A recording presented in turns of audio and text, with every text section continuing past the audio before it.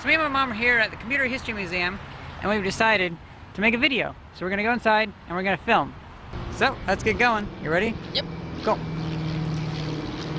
So I've already been here once. My mom has not, and so basically some of the most amazing computers that I have learned about ever since I was like 10, and just like I kind of, well, to be honest, kind of idolize, are in this building, and I think it's pretty amazing. There's the lobby, and there's a little place to eat food. I'm not sure if we can film, but I figure I'll just, instead of asking, I'm just going to go and start filming, and I'll film until someone tells me no, or until I get enough footage.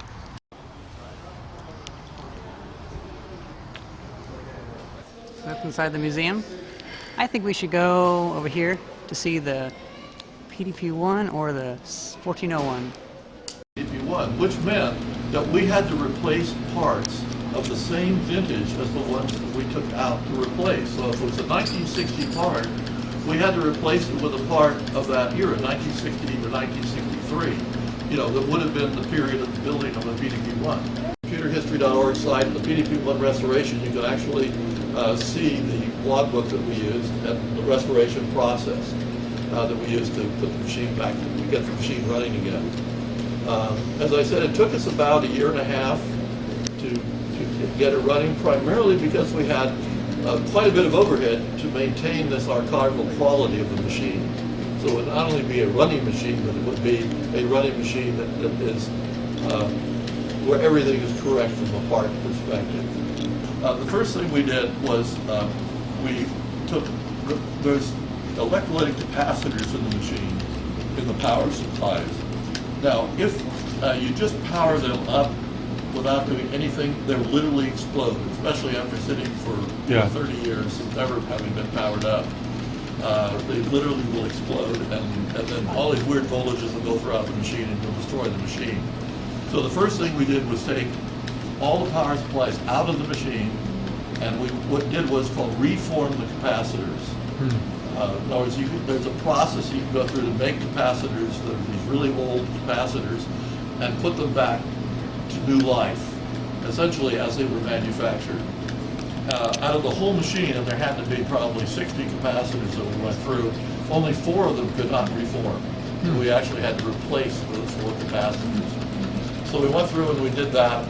Then we took all the power supplies individually, and Eric Smith and myself built a load test box that would simulate the Digital Equipment Corporation factory testing of their power supplies. And then we took every power supply and ran through and did a factory test and made sure that it met all the specifications that DEC had for the power supply in terms of load, input voltage, and all that kind of stuff. So it probably took us 6 and that they were all there and all that kind of stuff. So we did an inventory of the machine as well. And then finally, once we had that all done and we had all the power supplies back in the machine, we disconnected the core memory from the machine because that is something irreplaceable in the machine. So we disconnected it from the CPU. And I'll never forget the night that we finally, when we got it all done and we were ready to power it up, we said, we'll call it quits, we'll come back next week and we'll power it up. Because we want to be fresh when we power it up. So we came back the next week, and I remember we opened the whole machine up. We all stood around with fire extinguishers in our hand, CO2 extinguishers, in case something went bad. And we powered it up, and nothing went bad. All the power supplies were the right voltages as we checked them all out individually, but now they were all running together. Everything worked perfect. And then we went through and we did a certain amount of hand testing of the central processor because that's what's nice about having all the lights and the switches on the front panels. We could actually go through and execute things from the front panel and test out that the central processor was kind of working. And then once we were well confident with that, then we connected up the memory power supply and turned the memory on, and then we started work. Then we started doing the hard work of debugging the machine.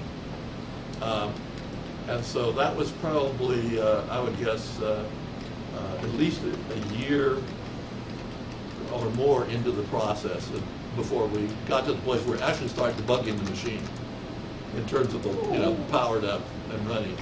at trying to run it. And we just wrote hundreds of little programs to test out all the instructions, literally hundreds of programs, until we got to the place where we could actually load deck diagnostics in the machine, and it would run the diagnostics.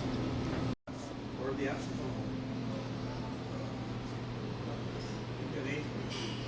it's across, but this is a binary tape, so they only use 6 of them for data. Yeah, I know, that was pretty amazing. So I just got, so both of us just got to play the first video game ever. Oh, IBM 1401.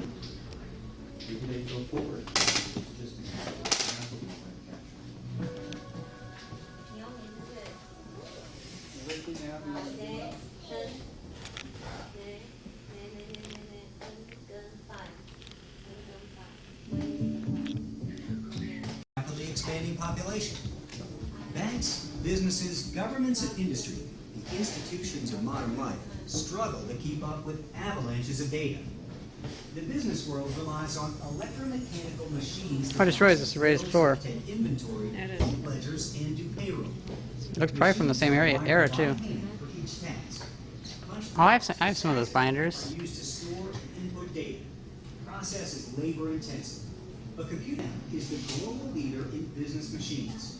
Despite its 80% market share, the company is under pressure. That's the inside of a 9-track tape drive. Look at that. Isn't that amazing? I've been wanting one of those things forever. The driving force of new technology. Frank Underwood will begin to define what functions we need. 1401 will be a stored program computer with 3 basic parts. A central processor, one Oh, look at that. on October 5th, These are really nice photos. This design required a lot of You might go run around.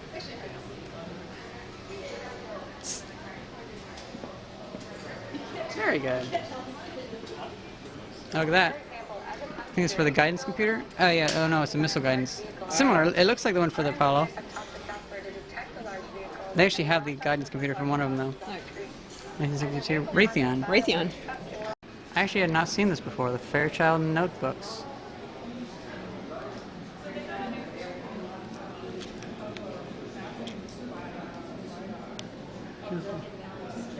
I still want to make a prop one of these.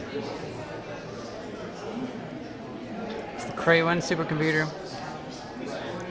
I've heard it's the equivalent of like a 600 megahertz 32-bit like Pentium, but it costs like $10 million or something like that. This is the cooling system, I think.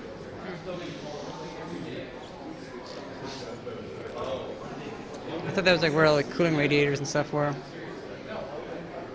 What? Imagine there's a short in one of the lines and you have to find it. Yeah. No. Well, I think they're all labeled, so that makes Still. it better. No. Yeah. I like this museum. You bring a screwdriver, you undo this, you start pulling out the wires. You said do that.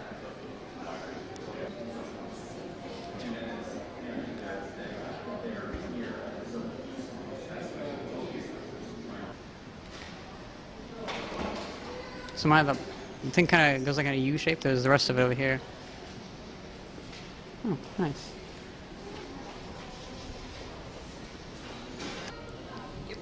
Okay. So they start off with the things that I like Yes. these. Yes. Those. Although I think those are actually more like inclinometers and stuff like that. This is like the one that Cliff Stoll had in a recent number file video. Although he had a big like presentation one up on the wall. He had motorized. It was kind of cool. Starting to get into mechanical stuff. That's pretty old. Oh, the Curta. Those are amazing. Oh, the Babbage difference engine. Steam-powered calculator. At least it was going to be steam-powered, I think. I have an old manual calculator, the metal one. Yeah. I don't know what that's called. Come on, here's the Millionaire. I think, is it the Millionaire? Yeah, the Millionaire.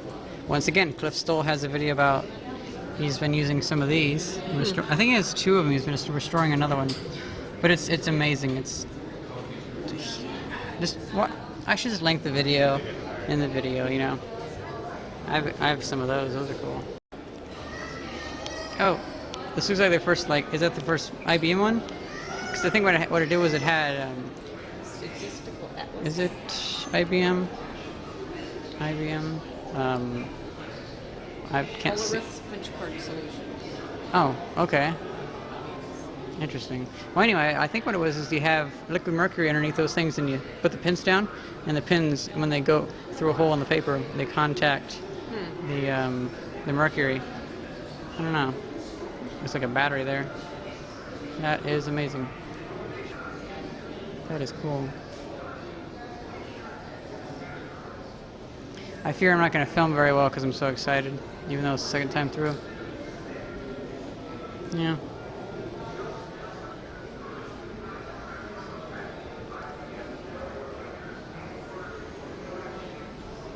Oh, that's old. From their Think campaign. Yeah. What, the 60s and 70s?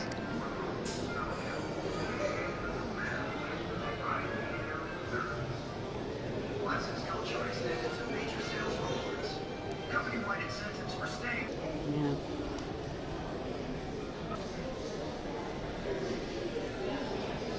I find these amazing.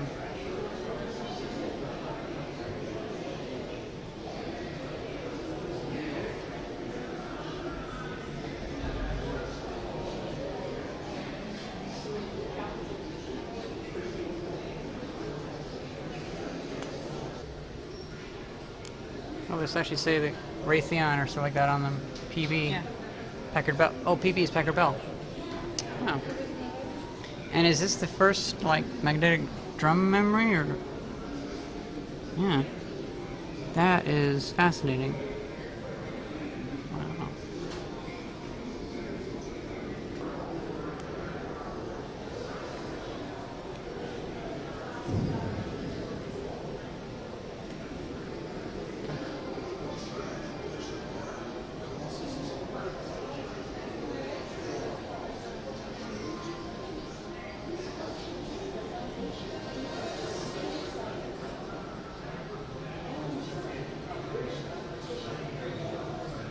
Oh, there's an entire mainframe there. Wow. Oh, wow. Look at that.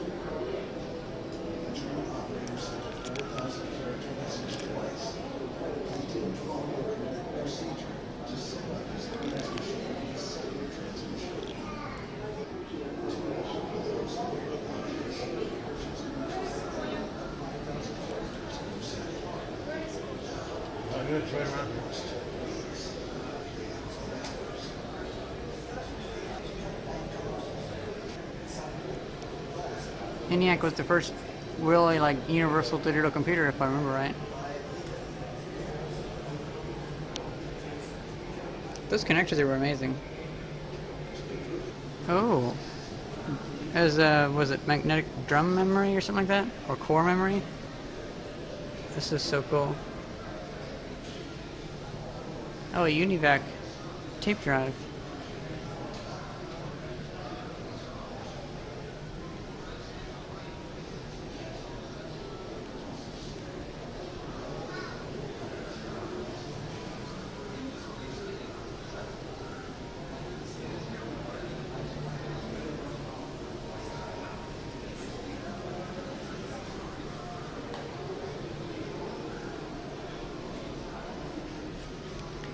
Leo 2, paper tape reader control. That's interesting.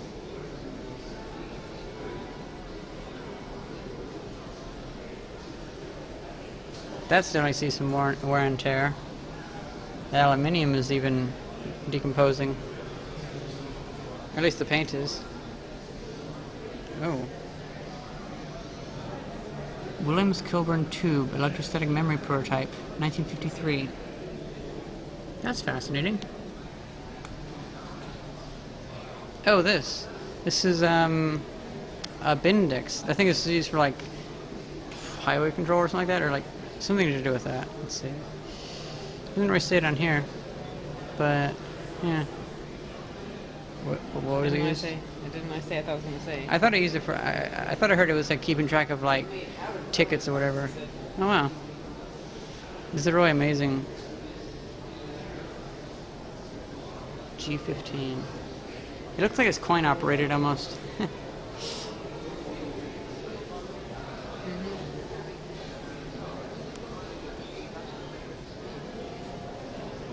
LGP30.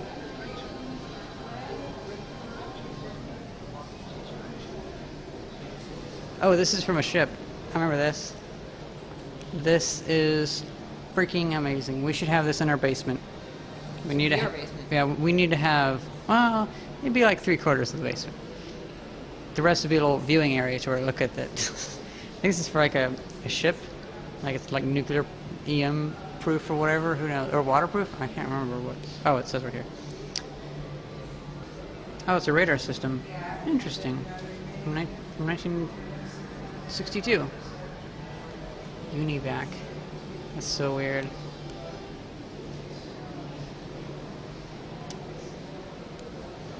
Sage model.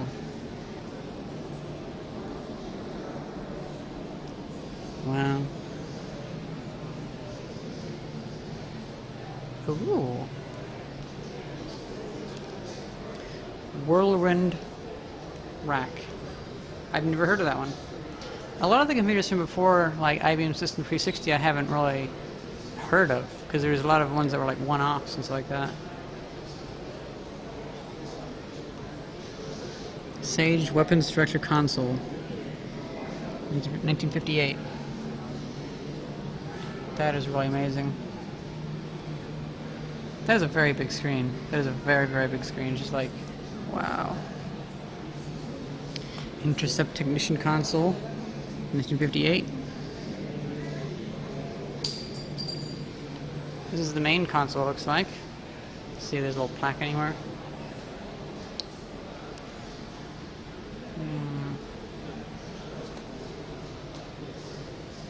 This is amazing.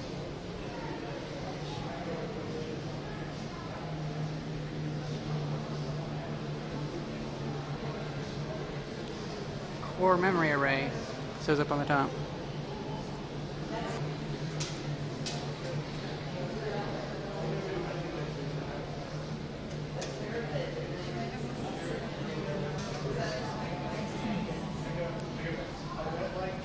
Oh, missile guidance computer.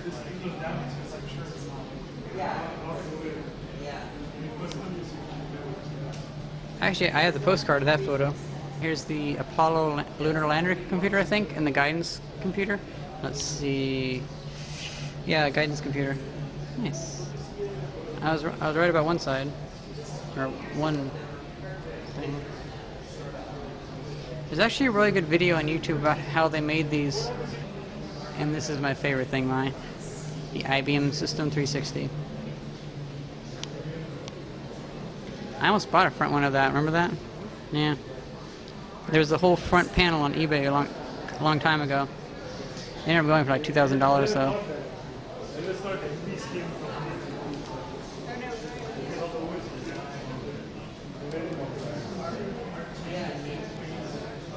Oh, there's the core modules, memory modules.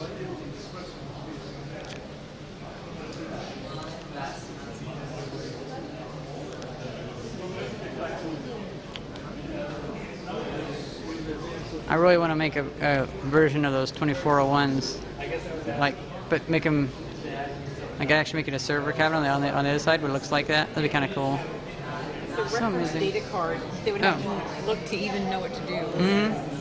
That's amazing.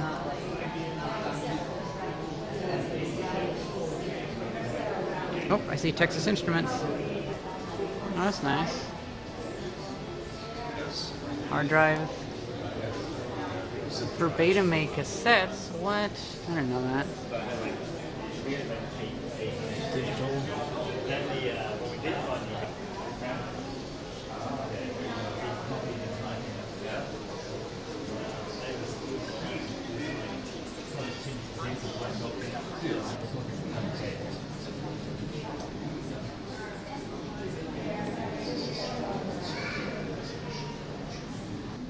Ramac.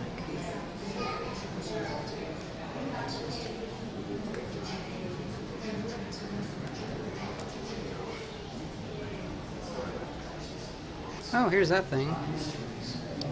thought there was another one here. Mercury delay line. That is amazing.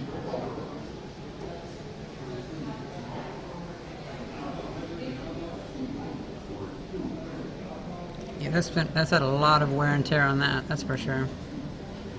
Wow, look at that thing.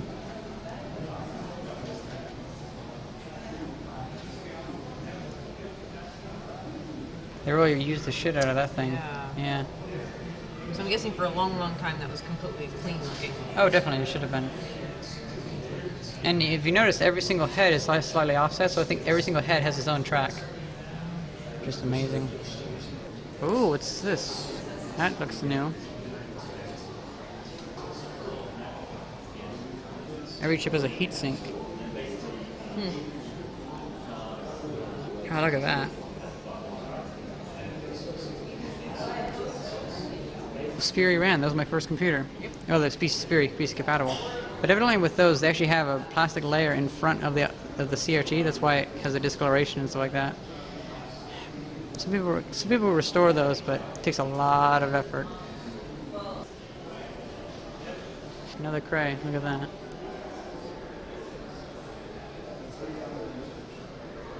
Serial number 6. It's the 6th one ever built. Oh yeah, I told you it was the cooling in there. I know a little bit of stuff.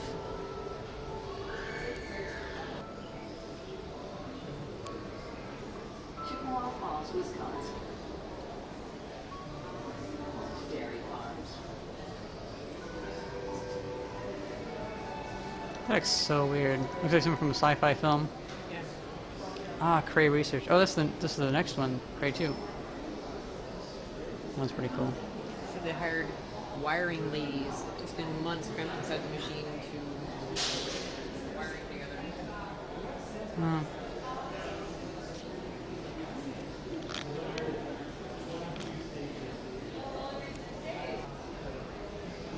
So air gets sucked up between there. That's amazing.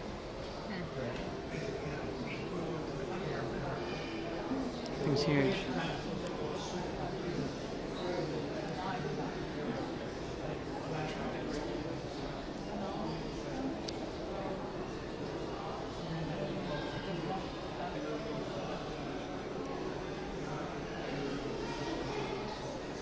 Ooh.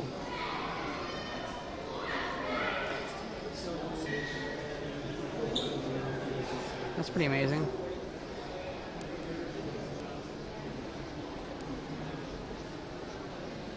Oh wow.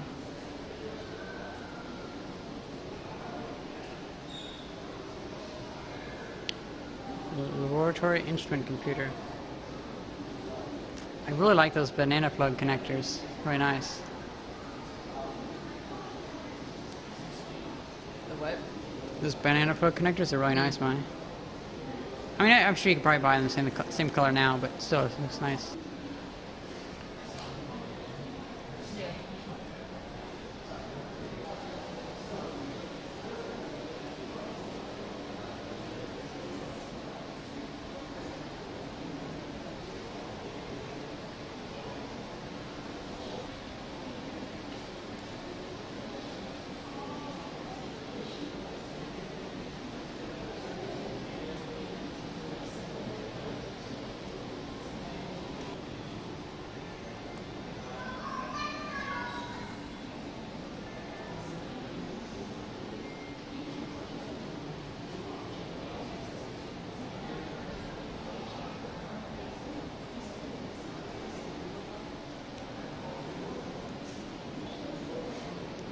Every so often I see ones that look like these go off on eBay. Might get one someday. That is Space Age Star Trek-y kitchen computer? Oh wow. That requires a second look.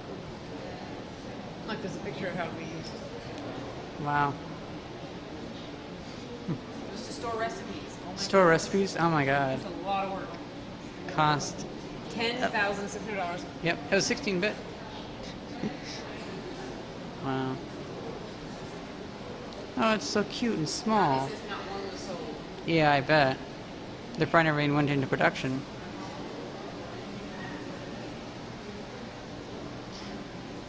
The Wing 2200. That sounds odd.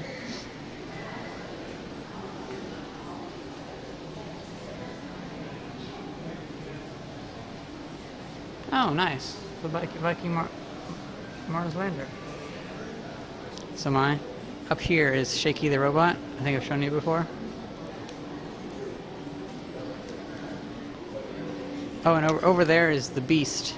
We'll find him. It's a little short one. I'll have to show videos of him. But yeah, this is a really amazing little robot. Actually, pretty big robot. I take that back. But Shaky, 1969.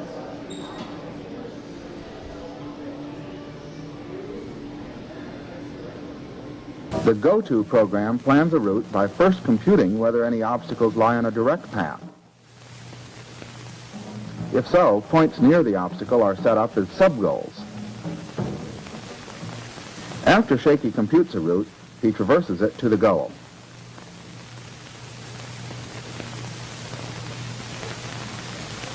Another intermediate level action pushes a named object, box 1 in this example, to a location specified by a pair of coordinates.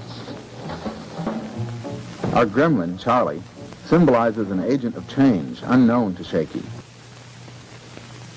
Shaky sensors tell him that the box has slipped off the push bar, but his cat whiskers tell him where the box is, so he can get behind it and resume pushing.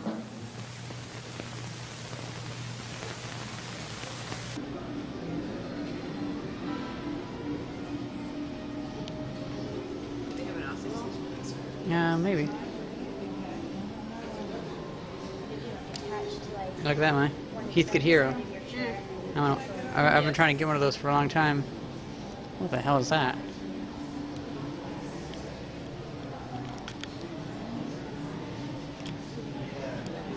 $1985.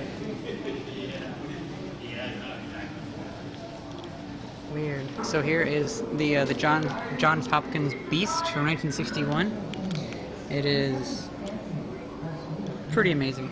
Basically, all it does is that robot would go around and it would find power plugs and charge itself. Then it would wander for a little bit more and charge itself again.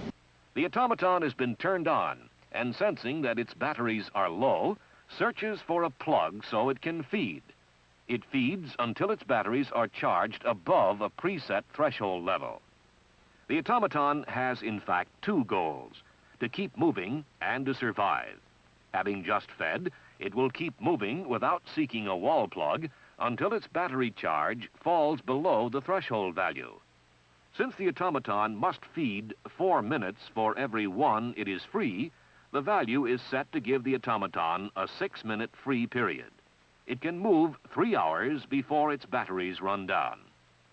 The automaton doesn't learn from its environment, but its circuitry enables it to react in an optimum way to environmental problems. That was amazing.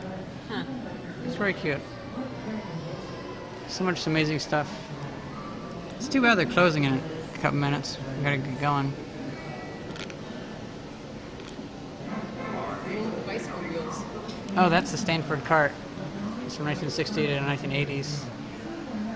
Did a bunch of like desert traversing or whatever, I think. I looked it up a while back. It was pretty cool. Look at that. That is a very big IBM plate. Wow. The Lisp machines, 1986. Lambda. Lisp. I haven't heard that in a while. Oh, speaking of mice, they actually have a Smacky mouse over there. It's a blue one. I think we're gonna have to skip past a couple things. No. Oh, Utah teapot. That's the Utah teapot.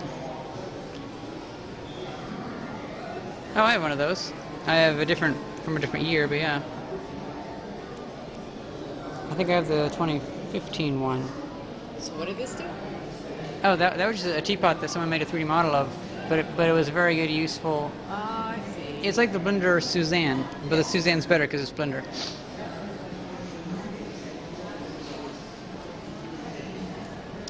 Let's see. I think it's still here. Oh, there we go. It's a red one this time. Okay. So I think it's called a Smacky mouse. This was Switzerland. Interesting. I like how that one looks. I just like it. For the longest time, they used to be actually on the Wikipedia page for computer mouse. There was a blue one on that one. That's an old one. Looks like that is. Look at that. Telefunken? Weird. Oh, weird. That is. Wow. Odd. Yeah, that's a lot going on there. Ivan Sutherland's experimental 3D display. I've heard a lot about Ivan Sutherland. I've heard he's very influential about like all that kind of stuff. I love the speaking spell got in there. Oh my god. Oh yeah, speaking spell. That's pretty cool. That's just a welding helmet, I think. Mm-hmm. That one. Cut one. Yeah. This is amazing. That is a very nice joystick. Wow.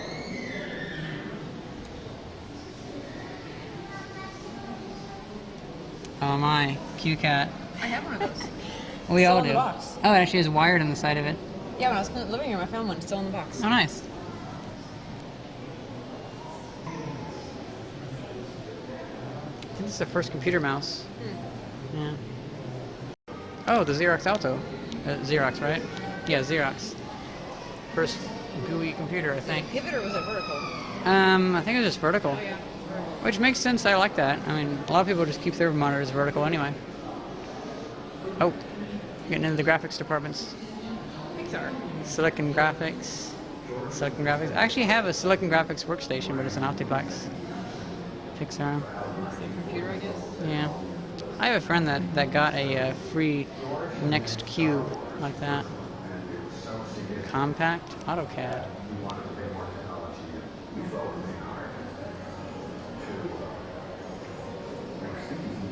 Weird. Oh. This is Sketchpad. Sketchpad's amazing.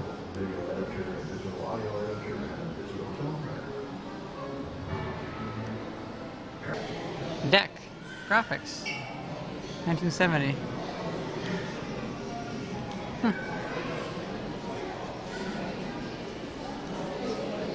Okay, so I guess we should fill my viewers in on something that happened a while back. So what happened?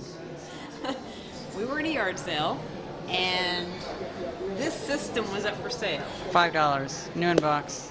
I didn't know what it was. I didn't get it. You asked me if I thought you should buy it, and I said, do you think you'll use it? It was your choice completely. It was your money, and you decided against it, and so we didn't get it. And then as soon as we got home, you decided you did want it. Yeah, I So- quickly realized I did want this. So we went back, and they were closed. Yeah.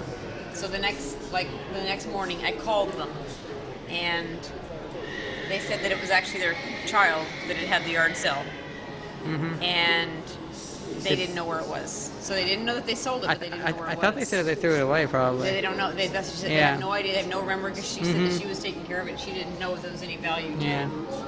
So you were upset with me for, I would say, a good 8 or 9 years. Yeah, I'd say I was, because I missed out on a $5 Odyssey. And now I have used it. So whenever you ask me, Mom, should I buy that? I Yeah. will say, will it be like the Odyssey? Yeah. And that helps you make your decision. And usually now I do get things just because of the Odyssey. Yeah. Oh. Atari 2600 prototype from 1975. That's pretty cool. This isn't that interesting because I already own most of this stuff. I know, this is like... I know. I mean, so I own that, I remember playing Merlin. Oh wow. I used to play Merlin. Oh, that's cool. Merlin, 1978. I think I got that. I got the Pac-Man version. I got that. Got that. Got that. No, I don't have that yet. Nice.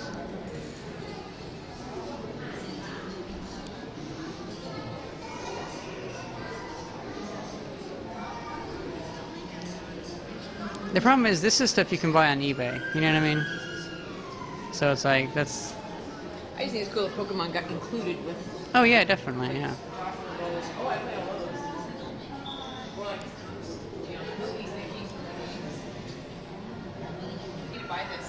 Oh, oh, Gran Turismo? Turismo 2. Yeah.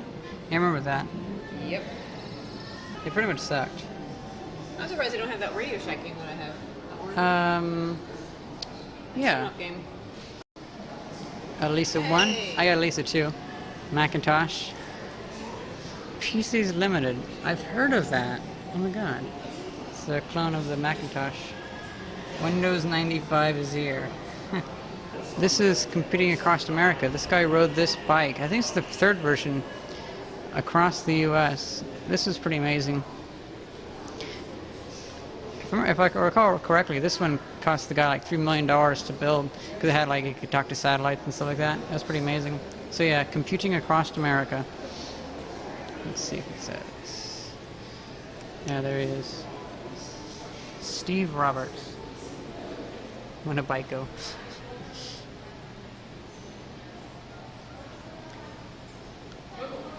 He would actually type in binary, so he'd have 4 bits per hand.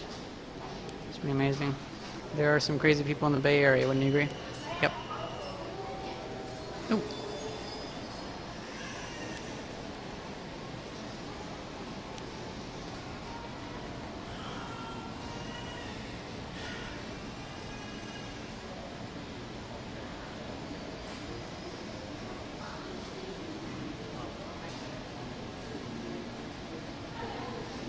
Oh, that's cool.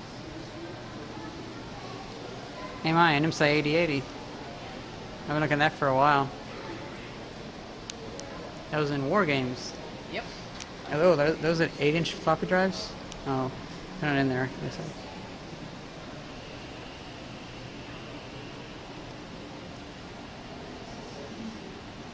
I've never been much a fan of the 8800, the Ultra 8800. I don't know, it just doesn't look that interesting to me. I think it's because the switches are too tiny. Oh, a Kim 1.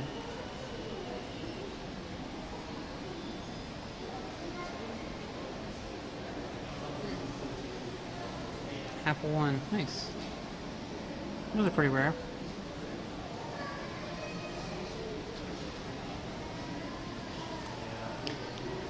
I want to make a wooden computer case for some old stuff sometime. That'd be kind of cool. Oh, all that old server hardware I have from the 1970s. I should build a server cabinet out of wood for it. I have the XT model of that.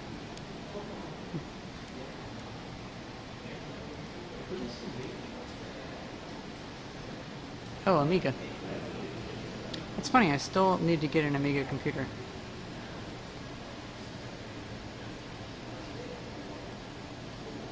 Oh, an Amstrad. Those are pretty cool. I always like to have the keys look different on them. What's that? Luxor. Daterer? Weird. I wonder if they have a grid case here. They should have a grid case here.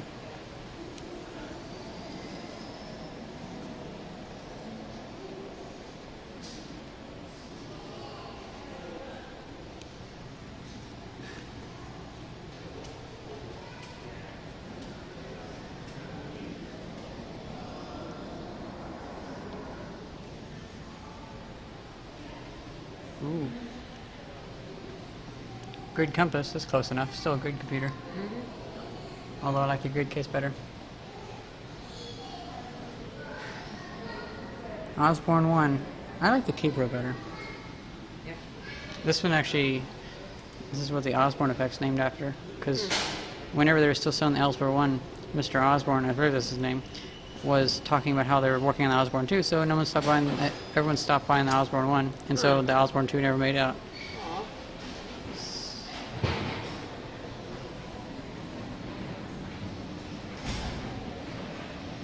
It's a prototype.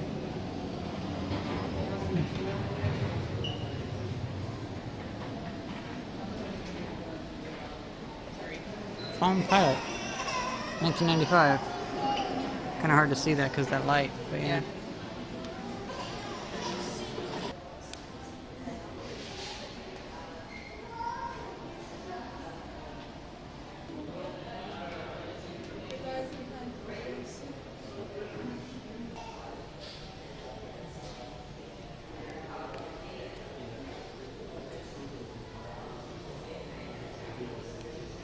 Wow, that's pretty good. That's pretty old. Cisco Systems from 1986. Huh. They've kept the logo pretty similar. Yeah, they are. Yeah.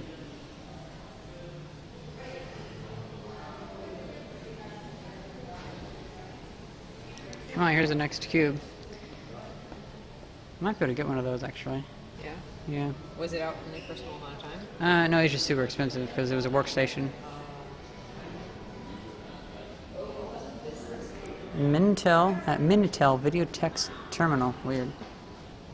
That's a nice color. I like that.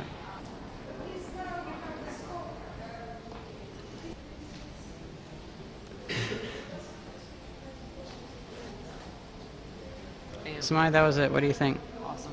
I think it's pretty amazing. Could actually spend a lot of time here. Yeah, I mean, last time when me and my friend went, we spent, I think, 3 hours in here. Yeah. He's gone like 3 times. That was my first time. I don't know. Well, yeah, so we get the green. Today we got the green. Are they different colors every time? Yeah, here, let's go on the light. Yeah, today we got the green ones. Last time we got the blue ones. Here, put them on. So yeah, that was kind of cool. They have a color. I think they have a color for every single day. Nice. So that was pretty much it. I think it was a pretty good day, and it was really fun. I'm really glad I got to show you. If you guys enjoyed this video, thank you very much for watching. See ya!